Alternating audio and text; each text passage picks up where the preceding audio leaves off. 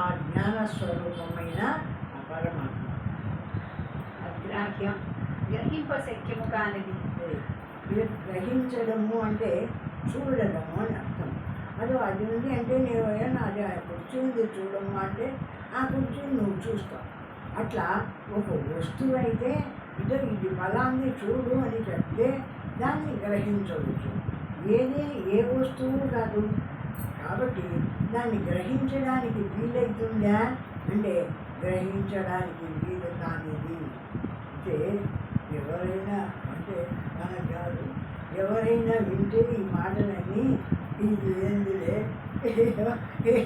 అందరికీ ఏది అందదు, ఏది కానిది, ఇది మనకెక్కడ వస్తుంది అనుకుని దాచిపోతారు. కానీ అన్నిటికీ ఆధారమైన జ్ఞానస్వరూపమై ప్రకాశిస్తుంది ఆ పరబ్రహ్మం. అందుకే ఇంత గొప్పది కాబట్టి దాన్ని తెలుసుకుంటూ ఉండేదానికి ఎంత జ్ఞానము, ఎంత ఫలితం చెప్పినాడంటే అంత ఫలితం చెప్పినాడు. అన్నిటి మాదిరి ఈ విధంగానే చూడబడేదైతే అందరూ చూస్తారు, అందరూ చూసుకోండి, ఏం పెద్ద ఫలితం కాదు. కానీ ఎవ్వరికీ తెలియబడకుండా అంతటికీ ఆధారమై సర్వాన్ని నడిపిస్తూ దేన్ని అంటకుండా ఉంది అంటే అటువంటి జ్ఞానస్వరూపమైన అది సాక్షాత్తు భగవంతుడి స్వరూపమే. మనం భగవంతుడు అంటాం, ఆయనకు కిరీటాలు పెట్టి చేతులు పెట్టి అవి పెట్టి ఇది భగవంతుడు అనుకున్నాం. అది కాదు. ఇది సత్తా స్వరూపంగా ఏది నిండి ఉందో సర్వవ్యాపకంగా అది భగవత్ స్వరూపం. జగత్తునంతా ఆడించేది కదా భగవంతుడి యొక్క స్వరూపం ఉంది. జగత్తు దానంతా కదా ఆడుతుందా? ఎవరో ఒకడు ఉన్నాడు కదా దీనికి కాక. అటువంటి జ్ఞానస్వరూపము జగత్తునంతా ఆడించేది కాబట్టి సమస్తానికి ఆధారమైనటువంటి వాడు ఆ పరమాత్మ. అటువంటి వాడు ఆ భగవంతుడు, ఆ పరమాత్మ.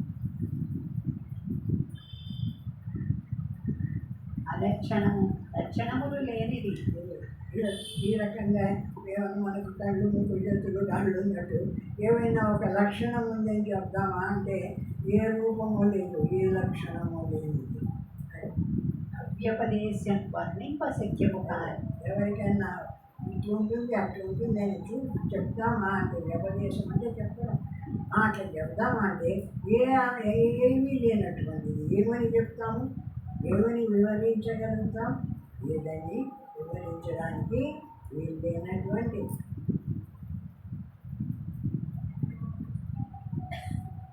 ఏకాత్మ ప్రత్యయ సారం. ముఖ్యముగా అది శుద్ధ చైతన్య రూప ఆత్మసారమే అవుతున్నది. ఏకాత్మ ప్రత్యయ సారం అంటే దానితో సమానంగా ఇంక ఏదీ లేదు. ఒకటే స్వరూపమై సర్వాన్ని నిలబెట్టడానికి, నడపడానికి ఆధారమైన ప్రత్యయసారమై ఉంది జ్ఞానస్వరూపమైన పరమాత్మ. అన్నింటినీ నడిపించే జరిగి ఉంది. కానీ దేని చేత తెలియబడేటువంటి స్థితిలో లేకుండా ఉంది ఆ జ్ఞానస్వరూపమైన పరమాత్మ. సాధగా సైన్సిస్టులు అంటూ ఉన్నారు కదా, వాళ్ళు ఎంతసేపు కనిపించేందుకు వాళ్ళకున్న తెలివితేటలతో కనిపించే వస్తువే ఈ పరమాత్మ అయి ఉంటే వాళ్ళు వాళ్ళ తెలివితేటలతో ఇది ఫలానా అని పట్టుకొచ్చిండరు. ఎవరికి అంత తెలియకుండా ఉంది ఈ పరమాత్మ స్థితి. ఎంత తెలివి గెల్లవాడైనా వాడి మనోబుద్ధులకు కానీ ఇంద్రియాలకు కానీ ఇప్పుడు చెప్పినట్టు దేని చేత తెలియబడదు. దేని చేత తెలియబడకుండా ఉంది కాబట్టి ఎవ్వరికి తెలుసుకోవడానికి సాధ్యం కాకుండా ఉంది ఈ పరమాత్మ స్థితి. శుద్ధ జ్ఞాన స్వరూపము సాధారణంగా మన నిత్య జీవితంలో మనము పదార్థముల జ్ఞానమును మాత్రమే కలిగి ఉంటాం.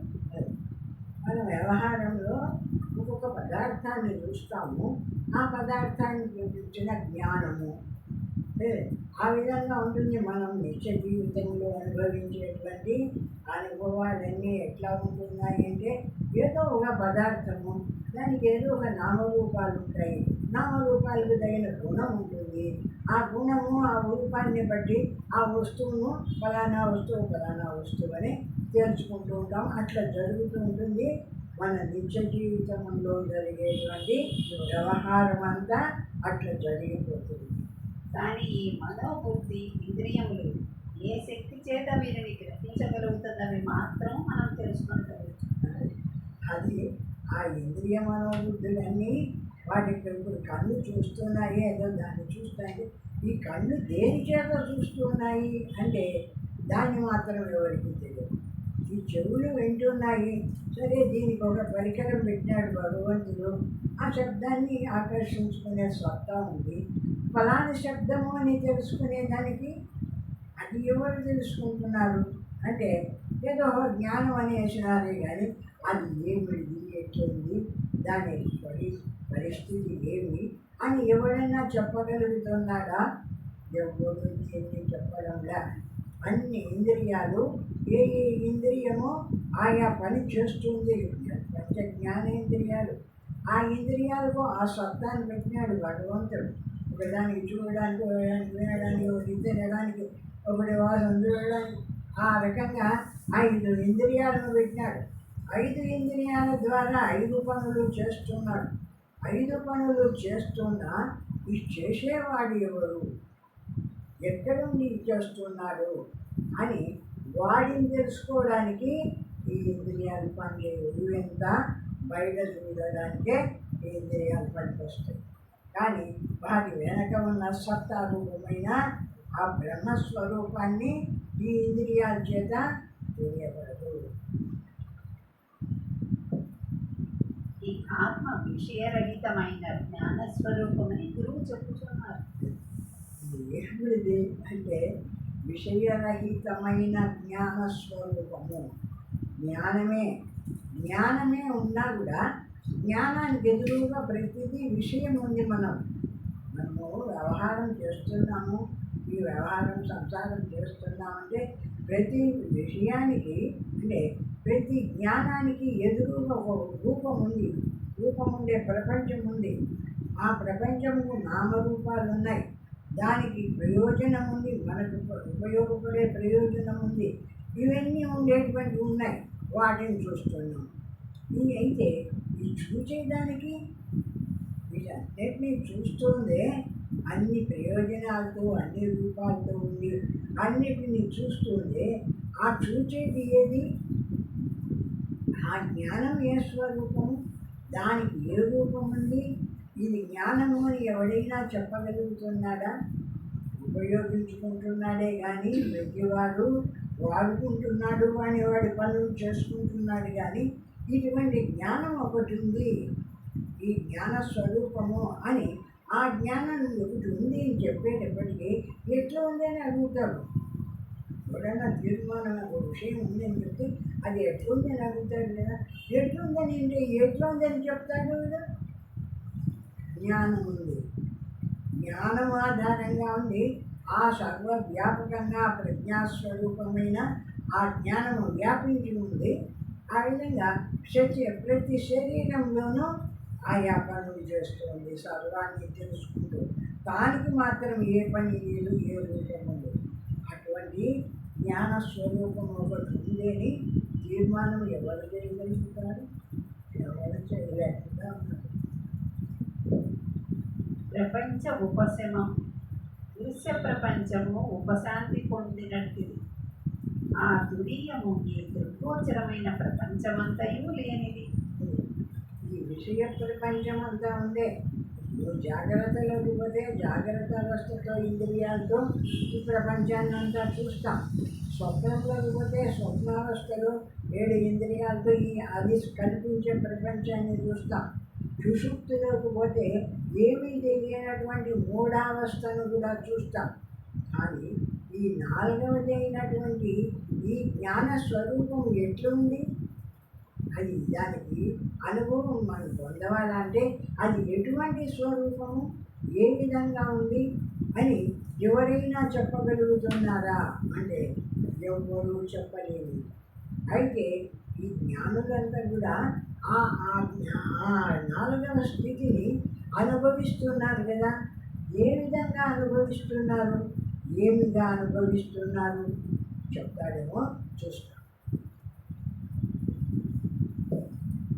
మనము ఆ తురీయావస్థను ప్రవేశించినంతనే మనకు ఈ సుఖ దుఃఖములు, ఆద్యంతములు, జనన మరణములు మొదలైన పరిమితులతో కూడిన ప్రపంచంలోకి ప్రవేశమే లేదు. అక్కడికి పోయి ఆ తురీయావస్థలో నిలిచిగా చూసినామంటే ఈ ప్రపంచానికి సంబంధించిన జనన మరణాలు, దీనికి ఉండేటువంటి సుఖ దుఃఖాలు, రాగద్వేషాలు, ఇవి దీంట్లో ఉన్నాయి. ఇవి ఏమైనా అక్కడ ఉన్నాయా తురీయ స్థితిలో అంటే ఏమీ లేవు.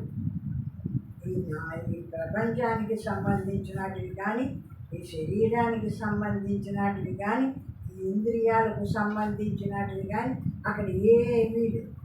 నిరాకారం, నిశ్శబ్దం ఉంది లేదా అక్కడ ఏం లేదా, శూన్యమా, శూన్యం కాదు, జ్ఞాన స్వరూపమై ప్రకాశిస్తుంది, శుద్ధ బ్రహ్మస్వరూపమై, లేనిది కాదు, ఉన్నది. ఉన్నది కానీ ఏ రూపంతో ఉన్నది అని చెప్తే మనకు ఈ రూపాలన్నీ చూడడానికి అలవాటు పడినాం కాబట్టి దానికి కూడా ఏదైనా ఒక రూపం పెట్టింటే బాగుండు, సులభంగా చూసి అనుకుంటాం.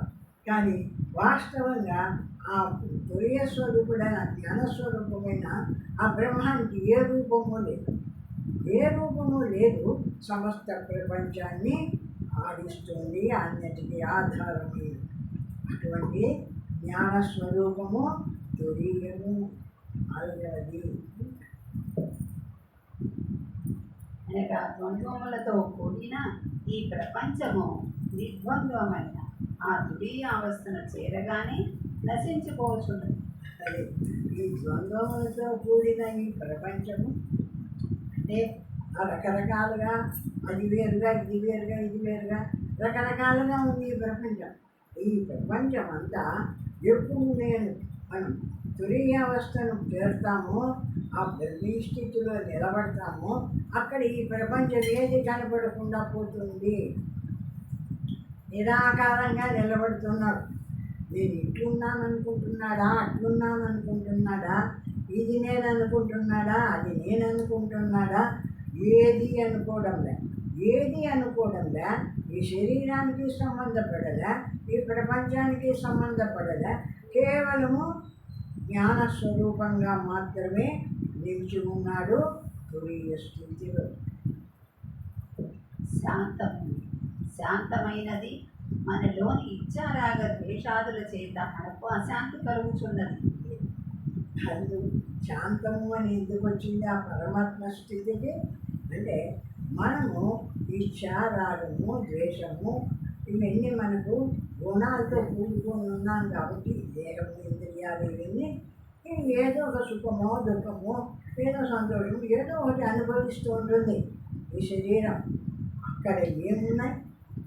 ఈ శరీరము లేదు, ఈ మనోబుద్ధులు లేవు. అనుకున్నటువంటి ఈ సుఖ దుఃఖాలు, మనోబుద్ధులు ఉండే లేదా సుఖ దుఃఖం ఉంది, ఏదీ లేదు. ఏది లేనటువంటి ఆ జ్ఞాన స్వరూపం దగ్గర ఏ అనుభవము లేదు. ఈ శరీరానికి ఈ ప్రపంచంలో అనుభవించే అనుభవాలు అట్లాంటిది ఏదైనా ఒక అనుభవం ఉందా బ్రహ్మత్వంలో అంటే ఏ అనుభవము లేనటువంటిది, శుద్ధమైనటువంటిది, కేవలము జ్ఞానమాత్రంగా నిలిచి ఉండేటువంటిది అపరమాత్మ. అద్వైతము ద్వితీయము లేనిది అనగా ఏకము అని భావము. అద్వైతము ఇక్కడ ప్రపంచంలో నువ్వు వేరు, నేను వేరు, ఆకాశం వేరు, అవి వేరు, భూమి వేరు, ఇట్లా అనేకం ఉన్నాయి. అనేక విషయాలతో అనేక విషయాలను అనుభవిస్తూ ఈ శరీరాన్ని నిలుపుకుంటున్నాం ఈ ప్రపంచం మీద. అట్లా అనేకం ఉన్నాయి ఇక్కడ. ఆ జ్ఞానస్వరూపమైన పరమాత్మ దగ్గర అనేకం ఉన్నాయా అంటే అనేకం లేదు. అది ఒక్కటే. ఏది లేనటువంటి నిరాకార స్థితిలో ఏ బ్రహ్మస్వరూపం ఉందో, జ్ఞానం ఉందో జ్ఞానం ఒక్కటే ఉంది. దానికి ఎదురుగా తెలుసుకునే విషయాలు లేవు, అనేకము లేదు. అనేకం లేవు కాబట్టి అది అనేకం కాలేదు. అది కూడా ఏకంగా నిలిచి ఉంది. శుద్ధ జ్ఞాన స్వరూపమై పరమాత్మ ఆ విధంగా పరమాత్మ ఏకంగా నిలిచి ఉంది. మనకు ఈ నానాత్వ భ్రమ జాగ్రత్త స్వప్నముల ఎందే కలుగుచున్నది. సుషుప్తి యందు మాత్రము బ్రహ్మానంద సదృశమైన ఒక అనుభవం కలుగుచున్నది. కానీ మనము మాత్రము దానిని తెలుసుకోలేకున్నాం. మనకు ఎక్కడ కలుగుతున్నాయి నానాత్వము అంటే అది వేరు ఇది వేరు, ఆ సుఖము ఈ సుఖము నేను రకరకాలుగా ఉన్నా ఈ ప్రపంచం ఎక్కడ కనిపిస్తుంది? జాగ్రత్తలోనూ స్వప్నంలోనూ రెండు చోట్ల మాత్రమే ఈ నానాత్వం కనిపిస్తుంది. గాఢ నిద్రలోకి పోయినప్పుడు కూడా ఈ నానాత్వం కనిపించలేదు. ఎందుకంటే అది అజ్ఞానంలో లయమైపోయింది, దేన్ని అనుకోవడం లేదు. ఇప్పుడు కూడా మనము ఈ వ్యక్తి భావంతో ఉన్నప్పుడు కూడా మనము ఉండవాలా అని ప్రయత్నం చేసి ఏది అనుకోకుండా నిలబడితే నాకేం కనిపిస్తుంది చూడండి.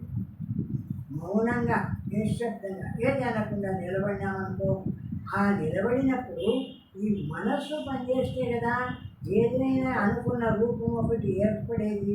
ఆ మనస్సును కూడా విడిచినాడు, ఏది అనుకోలే, మనస్సును కూడా అనుకోలే, ఏది అనుకోకుండా నిలబడేవాడికి ఎట్లుంది అంటే ఆకాశతుల్యంగా ఉంది. ఆకాశము సర్వవ్యాపకంగా ఎట్లుందో అట్లా ఆకాశతుల్యంగా ఉందే కానీ ఒక రూపం ఏదైనా నాకు కలిగిందా అంటే ఏ రూపము కలగల. ఎందుకు కలగల? నేను ఏది అనుకోలేదు కాబట్టి. ఇక్కడనే ఎట్లా ఉంటే ఈ వ్యవహార స్థితిలోనే నువ్వు ఒక్క రవ్వ మనోబుద్ధులతో ఏది అనుకోకపోతే నీకు ఇంత పెద్ద జగత్తు ఉన్నా కూడా నీ దగ్గరికి అది రాలేకుండా పోయిందో, అటువంటిది అఖండమైన బ్రహ్మస్వరూపాన్ని పొంది బ్రహ్మీ స్థితిలో నిలబడినప్పుడు ఈ దుఃఖమైన ఈ ప్రపంచం అక్కడికి వచ్చి కనబడగలుగుతుందా? ఈ దేహం కనబడుతుందా? ఈ మనోబుద్ధులు కనబడతాయా? ఏవి కనపడవు. ఏముంది ఎక్కడ అంటే అఖండమైనటువంటి శుద్ధ జ్ఞానం ఒక్కటే ప్రకాశిస్తుంది. జ్ఞానంగా ఉండిపోయినావు. ఏది అన్నిటికీ ఆధారమైందో, ఏది అన్నిటినీ చూడగలుగుతుందో, ఆ చూడగలిగే ఆ జ్ఞానమే చూడడం మానుకుంది, తాను మాత్రంగా ఉంటాను అనుకుంది, ఉండిపోయింది. అక్కడ ఏం చేసింది? ఆ స్థితిలో నువ్వు ఉండిపోవాలని అనుకున్నప్పుడు ఏం చేసింది? ఈ జ్ఞానం ఇంద్రియాలను అన్నింటినీ చూస్తూనే ఉందా? ఈ ప్రపంచాన్నంతా చూస్తుంది, అనుకుంటుందా? ఏది అనుకోకుండా వదిలేసి, ఏది అనుకోకుండా వదిలేసేవాడికి జ్ఞానం లేకుండా పోయిందా అంటే జ్ఞానం లేకుండా పోలే, జ్ఞానం ఉంది. ఆ జ్ఞాన స్వరూపం దగ్గరికి ఏమి ఈ ప్రపంచం ఏది అక్కడికి రాలేకుండా ఉంది. ఏ ఇంద్రియాలు పనిచేయలేదు. అటువంటి స్థితిలో ఆ కేవలము మనం బ్రహ్మత్వంలో నిలిచినప్పుడు కూడా మనం బ్రహ్మస్వరూపులమని తెలుసుకొని, అంటే నా జ్ఞానంతో కదా మొత్తం ఇప్పుడు చెప్పిన ఇన్ని విషయాలు జరిగింది అది వద్దనుకున్నాను, ఊరుకున్నా. ఎవరు ఊరుకున్నది అంటే నా జ్ఞానమే ఊరుకుంది. నా జ్ఞాన స్వరూపముదే, ఆ జ్ఞాన స్వరూపమే తెలిసింది, ఊరుకుంది. అది ఊరుకునే వాడికి ఇంకా ఏది దాని దగ్గరికి రావడానికి సాహసించలే. ఈ జడం వాటంతకు మేము వచ్చేటివి కాదు మన దగ్గరికి. ఈ జ్ఞానం పోతే వాటిని తీసుకొని వస్తే వస్తుంది, లేకపోతే రావు. కాబట్టి మన ధ్యానం ఏమిటి అంటే వీటి దగ్గరికి పోకుండా ఏ జ్ఞాన స్వరూపం మనది ఉందో జ్ఞానమాత్రంగానే నిలబడు. నువ్వు దేన్ని అనుకోవాకు. అట్లా నిలబడినప్పుడు ఆ జ్ఞానం ఒక్కటే ఉంది. వీటిని ఇవన్నీ చాలా ఏం చెప్తాడో చూస్తాం. ఇది మన అనుభవము.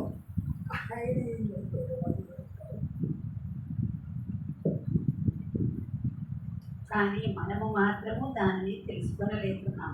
కానీ మనము ఆ తురీయావస్థను పొందిన వెంటనే ఈ నానాత్వరూప ప్రపంచము నశించుట చేత కేవలము అద్వైతానుభూతినే పొందుతుంది. రెండవది లేకుండా అంతటా ఏకరూపంగా వ్యాపించి ఉందో ఏ పరమాత్మ స్వరూపము సర్వవ్యాపకంగా ఉందో ఆ జ్ఞాన స్వరూపం మాత్రమే అది నిలుస్తున్నాము. మనము ఎప్పుడైతే ఆ బ్రహ్మత్వాన్ని తెలుసుకొని ఈ జరిగేటువంటి ప్రపంచ